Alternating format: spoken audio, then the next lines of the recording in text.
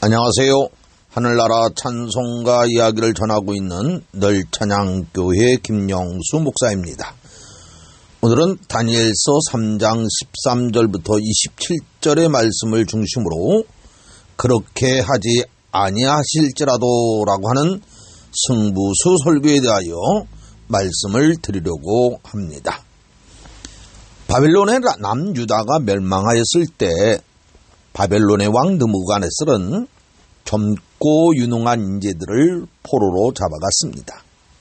그 중에는 다니엘과 세 명의 친구인 사드락과 메삭과 아벳느고도 포함되어 있었죠. 하지만 느부갓네살 왕의 배려로 네 사람 모두가 다 바벨론의 왕궁 학교에서 교육을 받을 수가 있었습니다. 더 나아가 하나님의 도우심으로 말미암아 다니엘은 바벨론의 총리가 될 수 있었고 다니엘의 세 친구들 또한 도지사가 될 수 있었습니다. 참으로 놀랍게도 이방의 점령국의 포로로 잡혀간 처지임에도 불구하고 이들이 한 나라의 도를 다스리는 방백과 총리가 되도록 하나님께서 축복해 주신 것입니다. 뿐만 아니라 오늘 본문 말씀의 마지막 부분을 보면 바벨론 왕이 그들을 더욱 높였다고 말씀하고 있습니다.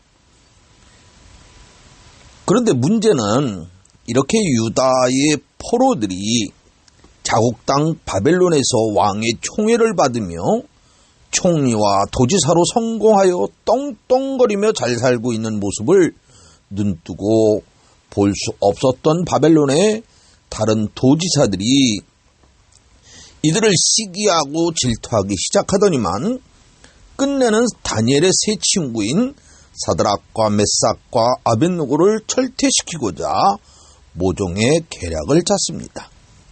그것은 다름 아닌 바벨론의 느부갓네살 왕이 금으로 만든 신상을 두라 평지에 세워놓고 각 도의 모든 관원들을 낙성 예식에 참여하도록 명령을 내린 사건에서 구체적으로 드러납니다. 느부갓네살 왕의 금신상 낙성식에 사드락과 메삭과 아벳느고도 함께 초청을 받았어요. 이 자리에서 느부갓네살 왕은 대변을 통하여 선포하기를 너희는 나팔과 피리와 수금과 사면금과 양금과 생황과 및 모든 악기 소리를 들을 때에 엎드려 느부갓네살 왕의 세운 금신상에게 절하라.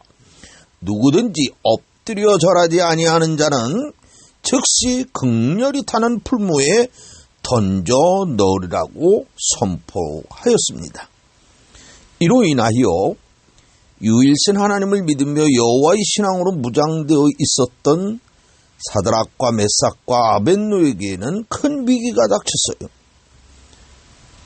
그것은 왕의 명령을 쫓아 금신상에 절하야 하느냐 아니면 신앙을 지키기 위해 끝까지 절을 하지 않느냐 하는 이 두 가지 선택의 기로에 서게 된 것이죠.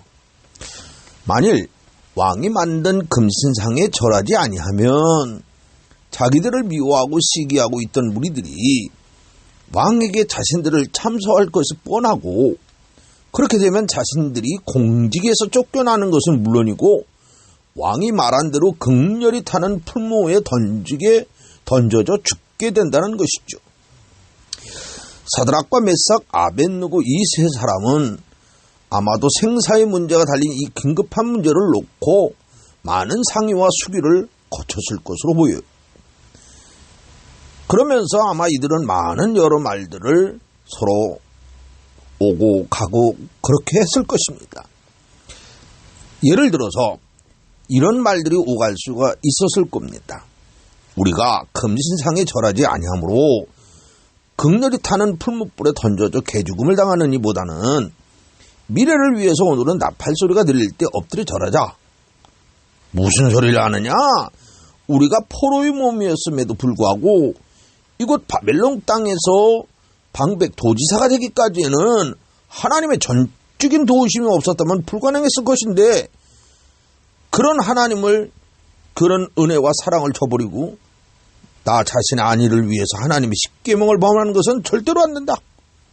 우리가 풀물불에 던져져 죽는 한이 있더라도 차라리 그쪽을 택하는 것이 믿는 사람들의 도리일 것이다.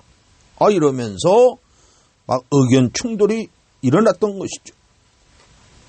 그리고 결론으로는 우리 모두 끝까지 용기를 내어 신앙을 지키는 쪽으로 마음을 또 힘을 합치자라고 결론을 내린 것이죠. 그러면서 만일 하나님께서 우리를 풀무불 속에서 건져주시지 아니하므로 그대로 흔적 없이 한 방울의 이슬로 사라진다고 할지라도 금신상에 절하지 말자, 이렇게 의견 일치를 보았던 것입니다. 오늘 본문이 보여주는 은혜의 핵심은 저나 여러분들이 이 세상을 살아나갈 때에 크리스찬으로서 어떤 삶의 자세를 가지고 세상을 살아나가야 하는가에 대한 큰 영적 도전을 준 말씀이기 때문입니다. 많은 경우는 믿는 사람들이 세상을 살면서 세상 속에 묻혀 살아가고 있습니다. 다시 말해서 그리스도인이라는 신분을 숨기고 살아간다는 것이죠. 자신이 하나님의 백성임을 애써 감추려고 합니다. 일반 회사나 관공서에서 돼지 머리를 놓고 고사를 지날 때에 믿는 사람임에도 불구하고 그 앞에서 절하는 사람들도 많이 있습니다. 심지어 주일날도 일하기 때문에 주일 성수하는 것이 어려운 줄 알면서도 불구하고 취업하는 사람들도 있다는 것이죠. 하나님께서 우리에게 원하시는 삶은 이런 삶이 아닙니다. 하나님은 우리에게 절대적인 신앙을 요구하고 계십니다. 그냥 한번 믿어보는 것이 아니라 우리의 모든 삶을 하나님께 거는 절대적인 신앙, 절대 헌신을 원하신다는 것입니다. 그런데 사드락, 메삭, 아벳느고는 바로 이런 절대 신앙, 절대 믿음을 가졌다고 하는 것이죠. 아니나 다를까 사드락과 메삭, 아벳느고의 행동을 눈여겨보고 있던 갈대아 사람들이 금신상에 절하지 아니하는 이들의 세 친구의 모습을 왕에게 알렸습니다. 그랬더니 13절에 기록되었듯이 사드락과 메삭과 아벳느고를 당장 끌어오라고 느부갓네살 왕이 부하들에게 명령하였죠. 그리고는 끌려온 사드락, 메삭, 아벳느고를 그 앞에서 느부갓네살 왕이 이렇게 말합니다. 너희들에게 기회를 한번 주겠다. 그러니 그 나팔 소리 또 이런 소리가 들릴 때에 너희가 다시 한번 절을 하라. 그러면 내가 용서해 주겠다. 그렇게 얘기를 합니다. 그런데 그럼에도 불구하고 이런 왕의 따스한 배려와 참회에게도 불구하고 이들은 이렇게 자신의 의지를 분명하게 표현하고 있습니다. 왕이시여, 왕이 우리를 보고 우상에게 절하고 우상을 섬기라고 하지만 우리는 이 일에 대하여는 대답할 필요를 느끼지가 않습니다. 설령 왕이 우리를 극렬히 타는 용광로에 던지신다고 하여도 하나님은 우리를 건져내실 것입니다. 그리고 왕의 손에서도 우리를 구해내실 것입니다. 그렇게 하지 아니하실지라도 우리가 왕이 만든 그런 금신상에게 절하지도 아니할 줄을 아옵소서라고 대답을 합니다. 그것도 많은 그런 지도자들이 또 그 밑에 있는 그런 수하에 많은 부하들이 있는 가운데 당당하게 사드락, 메삭, 아벳느고가 느부갓네살 왕 앞에서 이야기하고 있는 것입니다. 그랬더니 이 19절에 있는 대로 왕의 얼굴이 막 울그락 풀그락 바뀌어진 거죠. 왜냐하면 그 많은 사람들 앞에서 수치와 무안을 당했으니 얼굴빛이 변할 수밖에 없습니다. 느부갓네살 왕은 그런 분노의 그 찬 가운데 이렇게 말합니다. 풀무불을 뜨겁게 하기를 평일보다 7배나 뜨겁게 한 후에 군대 중 용사 몇 사람을 뽑아 저들을 결박한 후에 풀무불 속에 집어넣어라, 이렇게 명령을 내리게 되죠. 그리하여 사드락과 메삭 아벳느고 세 친구는 군사들에게 결박을 당한 채로 풀무불 속에 던짐을 당하고 맙니다. 이때 얼마나 그 풀무불이 뜨거웠던지 이 세 사람을 결박시켜서 풀무 속에 집어넣었던 군사들이 그 풀무에서 나온 불꽃에 휩쓸려서 그만 타버려 죽고 말죠. 애꿎은 왕의 명령 때문에 애꿎은 군사 목숨이 사라져버린 안타까운 순간이죠. 느부갓네살 왕과 더불어 이 광경을 지켜보던 사람의 모습은 어떠했을까요? 아마 큰 비명을 질렀을 것입니다. 그 다음 23절에 이런 말씀이 있습니다. 이 세 사람 사드락과 메삭 아벳느고는 결박된 채 극렬히 타는 풀무불 가운데로 떨어졌더라. 풀무불 속으로 떨어지는 세 사람의 마음은 또한 어떠했을까? 한번 생각해 보십시오. 아마 자포자기 그 자체일 수도 있습니다. 그동안 부족하지만 우리가 할 수 있는 한 최선을 다하여 하나님을 섬겼기 때문에 이제 후회는 없다, 그렇게 생각하며 서로를 위로하고 또 했을지도 모릅니다. 그런데 놀라운 것은 이렇게 모든 것이 끝났다고 여겼을 때 신기한 하나님의 역사가 일어난 것이죠. 그래서 사람의 끝이 하나님의 시작이라고 했습니다. 내가 약할 그때가 곧 하나님이 능력이 나타날 때다라는 것이죠. 갈릴리의 가나의 혼인잔치에서도 포도주가 떨어졌을 때 연호를 베푼 죄는 아무것도 할 수가 없었죠. 그러나 그때 그 모든 문제를 주님께 내어놓으니까 지금까지 맛보지 못했던 놀라운 맛깔의 포도주가 만들어진 놀라운 기적이 일어났죠. 그러므로 오늘 우리가 코로나의 위기로 아무리 어려운 그런 어려운 속에 빠져 있다 할지라도 이제는 끝이라고 하는 생각을 하지 마십시오. 하나님이 함께 하시고 있다고 하는 그 어떤 상황에서도 하나님께서 나를 돌보고 지키신다고 하는 그 믿음만 갖고 있기만 하면 바로 그때부터 하나님의 역사는 시작되는 것입니다. 다니엘의 세 친구 사드락, 메삭, 아벳느고가 이렇게 결박된 채 평소보다 7배나 더 뜨거운 풀무불 속에 던져졌을 때 사건이 그것으로 끝나지 않았던 것이죠. 24절의 말씀입니다. 느부갓네살 왕이 놀라서 모사들에게 이렇게 물었어요. 야, 우리가 결박하여 불 가운데 던진 자는 세 사람이 아니었느냐? 이 말은 세 사람 말고 또 다른 사람을 더 집었느냐고 확인하고 있는 것이죠.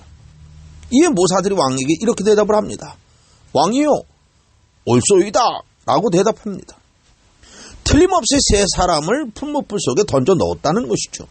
그런데 25절의 말씀을 보면 왕이 또 말하여 가로되, 그런데 내가 보니까 결박되지 아니한 네 사람이 불 가운데로 다니는데 상하지도 아니하였고 그 넷째 모양은 신들의 아들과 같다고 말하고 있습니다.